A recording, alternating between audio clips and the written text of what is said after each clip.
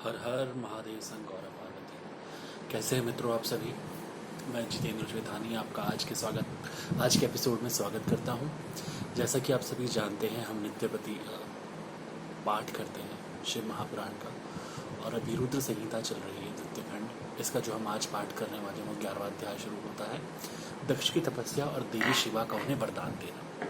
नारद जी ने पूछा, पूज्य पिताजी, दृढ़ता पूर्वक उत्तम व्रत का पालन करने वाले दक्ष ने तपस्या करके देवी से कौन सा वर प्राप्त किया तथा वे देवी किस प्रकार दक्ष की कन्या हुई। ब्रह्मा जी ने कहा, नारद तुम धन्य हो। इन सभी मुनियों के साथ भक्ति पूर्वक इस प्रसंग को सुनो। मेरी आज्ञा पाकर उत्तम बुद्धि वाले महाप्रजापति दक्ष ने क्षीर सागर के उत्तर तट पर स्थित हो देवी जगदम्बिका को पुत्री के रूप में प्राप्त करने की इच्छा तथा उनके प्रत्यक्ष दर्शन की कामना के लिए उन्हें हृदय मंदिर में विराजमान करके तपस्या प्रारंभ की। दक्ष ने मन को संयम में रखकर दृढ़ता पूर्वक कठोर व्रत का पालन करते हुए शौच संतोष आदि नियमों से युक्त हो 3000 दिव्य वर्षों तक तप किया। वे कभी जल पीकर रहते, कभी हवा पीते और कभी सर्वथा उपवास करते थे। भोजन के नाम पर कभी सूखे पत्ते चबा लेते थे। ऋषेश नारद तदंतर यम नियम आदि से युक्त हो जगदम्बा की पूजा में लगे हुए दक्ष को देवी शिवा ने प्रत्यक्ष दर्शन दिया। जगन्मयी जगदम्बा का प्रत्यक्ष दर्शन पाकर प्रजापति दक्ष ने अपने आप कृत्य माना।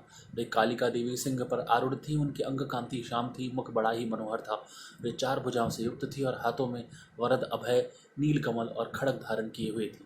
उनकी मूर्ति बड़ी मनोहारिणी थी। नेत्र कुछ कुछ लाल थे, खुले हुए केश बड़े सुंदर दिखाई देते थे। उत्तम प्रभा से प्रकाशित होने वाली उन जगदम्बा को भली भांति प्रणाम करके दक्ष विचित्र वचनावलियों द्वारा उनकी स्तुति करने लगा। दक्ष ने कहा, जगदम्ब, महामाई, जगदीशे, महेश्वरी, आपको नमस्कार है।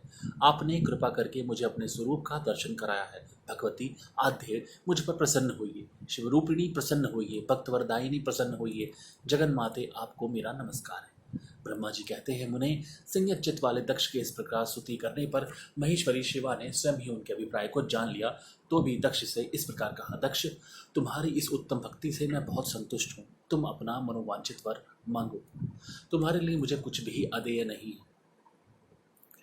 जगदम्बा की ये बात सुनकर प्रजापति दक्ष बहुत प्रसन्न हुए और उन शिवा को बारंबार प्रणाम करने लगे। दक्ष ने कहा, जगदम्ब, महामाई, यदि आप मुझे वर देने के लिए उद्यत हैं तो मेरी बात सुनिए और प्रसन्नतापूर्वक मेरी इच्छा पूर्ण कीजिए। मेरे स्वामी जो भगवान शिव हैं, वे रुद्र नाम धारण करके ब्रह्मा जी के पुत्र रूप से अवतीर्ण हुए हैं। वे परमात्मा शिव के पूर्ण अवतार हैं, परंतु आपका कोई अवतार नहीं हुआ। फिर उनकी पत्नी कौन हुई? अतः शिवे, आप भूतल पर अवतीर्ण होकर उन महेश्वर को अपने रूप लावण्य से मोहित कीजिए। देवी, आपके सिवा दूसरी कोई भी स्त्री रुद्रदेव को कभी मोहित नहीं कर सकती, इसलिए आप मेरी पुत्री होकर इस समय महादेव जी की पत्नी होइए। इस प्रकार सुंदर लीला करके आप हर मोहिनी भगवान शिव को मोहित करने वाली बनिए। देवी, यही मेरे लिए वर है। यह केवल मेरे ही स्वार्थ की बात हो ऐसा नहीं सोचना चाहिए, इसमें मेरे ही साथ संपूर्ण जगत का भी हित है। ब्रह्मा, विष्णु और शिव में ब्रह्मा जी की प्रेरणा से मैं यहाँ आया हूँ। प्रजापति दक्ष का वचन सुनकर जगदम्बिका शिवा हंस पड़ी और मन ही मन भगवान शिव का स्मरण करके यूँ बोली। देवी ने कहा, तात प्रजापति दक्ष, मेरी उत्तम बात सुनो। मैं सत्य कहती हूँ। तुम्हारी भक्ति से अत्यंत प्रसन्न हूँ। तुम्हें संपूर्ण मनोवांछित वस्तु देने के लिए उद्यत हूँ। दक्ष, यद्यपि मैं महेश्वरी हूँ, तथापि भक्ति के अधीन हो तुम्हारी पत्नी के गर्भ से तुम्हारी पुत्री के रूप में अवतीर्ण होंगी, इसमें संशय नहीं है। अनग, मैं अत्यंत दुस्सह तपस्या करके ऐसा प्रयत्न करूंगी जिससे महादेव जी का वर पाकर उनकी पत्नी हो जाऊं। इसके सिवा और किसी उपाय से कार्य सिद्ध नहीं हो सकता, क्योंकि वे भगवान सदाशिव सर्वथा निर्विकार हैं, ब्रह्मा और विष्णु के भी सेव्य हैं तथा नित्य परिपूर्ण रूप ही हैं। मैं सदा उनकी दासी और प्रिया हूँ। प्रत्येक जन्म में वे नाना रूपधारी शंभु ही मेरे स्वामी होते हैं। भगवान सदाशिव अपने दिए हुए वर के प्रभाव से ब्रह्मा जी की प्रकृति से रुद्र रूप में अवतीर्ण हुए हैं। मैं भी उनके वर से उनकी आज्ञा के अनुसार यहाँ अवतार लूंगी। तात, अब तुम अपने घर को जाओ। इस कार्य में जो मेरी दूती अथवा सहायिका होगी उसे मैंने जान लिया है। अब शीघ्र ही मैं तुम्हारी पुत्री होकर महादेव जी की पत्नी बनूंगी। दक्ष से यह उत्तम वचन कहकर मन ही मन शिव की आज्ञा प्राप्त करके देवी शिवा ने शिव के चरणारविंदों का चिंतन करते हुए फिर कहा, प्रजापति, परंतु मेरा एक प्रण है, उसे तुम्हें सदा मन में रखना चाहिए। मैं उस प्रण को सुना देती हूँ, तुम उसे सत्य समझो, मिथ्या न मानो।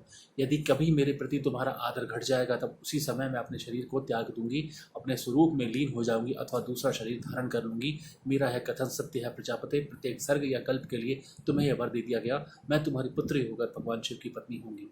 मुख्य प्रजापति दक्ष से ऐसा कहकर महेश्वरी शिवा उनके देखते देखते वही अंतर्ध्यान हो गई। दुर्गा जी के अंतर्ध्यान होने पर दक्ष भी अपने आश्रम को लौट आए और यह सोचकर प्रसन्न रहने लगे कि देवी शिवा मेरी पुत्री होने वाली है। अध्याय 11-12 यहाँ पे समाप्त होता है। आप लोगों से मैं विदा लेता हूँ। यदि मेरे द्वारा कोई गलती भूल चुक हुई तो उसके लिए मुझे क्षमा कीजिएगा। आप अपने सुझाव मुझे यहाँ नीचे लिख सकते हैं। ओम नमः शिवाय।